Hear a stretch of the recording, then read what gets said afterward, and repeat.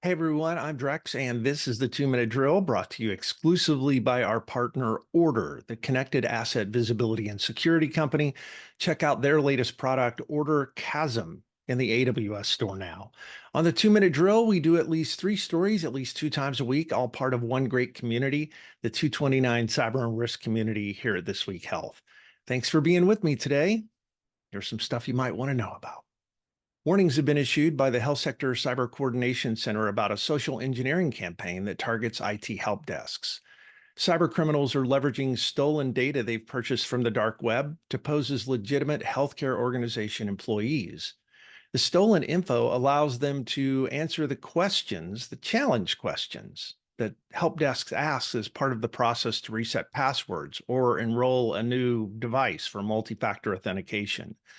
Once that's done, the criminal has access to the user's account, can do all kinds of nasty stuff, like divert your payroll check to a different account, and a whole lot of other potential damage to the organization itself. If you haven't updated your help desk processes for password resets or new MFA registration, now's a good time. And there's some good suggestions in the article I've posted from the HIPAA Journal. The Health Information Sharing and Analysis Center, or HISAC, has published its annual report, and it's a doozy in a good way.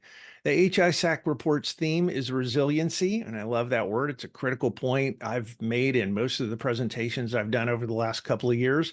So grab a copy of the report. It's easy to read, and if your organization hasn't already joined the HISAC, you should. They have great board members, and they do amazing work. There's a bunch of stories with a fairly technical flavor that I can't get into here, but from a headline perspective, Microsoft is having problems with the Department of Homeland Security for security failures involving both the Russians and the Chinese. That's a story worth reading in the record. And there's a pretty interesting story, a detective mystery kind of read in Wired Magazine about an increasingly common hacking technique where the bad guy hides malicious code inside a legitimate program.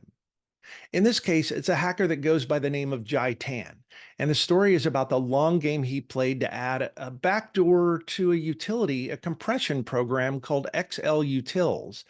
Now, he didn't get away with it, but just barely. See, the utility is open source code, and that's the kind of computer code that's often used by lots of companies all over the world inside their products. Products companies sell as commercial software and has this kind of open source code running inside. In other words, we kind of dodged a bullet. If it hadn't been caught, these backdoors could be running in millions of computers all over the internet today. There's also several stories about cyber incidents or updates on recent incidents at healthcare organizations across the country. You can find all these stories and a bunch more at thisweekhealth.com/news. That's a great way to start your morning or do a quick check-in during the day to stay up to date on all the latest HIT news. Thanks again to our partner Order, the exclusive sponsor of the 2 Minute Drill. Find out all the good stuff they're doing at thisweekhealth.com/order. That's ORDR, thisweekhealth.com/order. And that's it for the 2 Minute Drill. Thanks for listening. Stay a little paranoid. I'll see you around campus.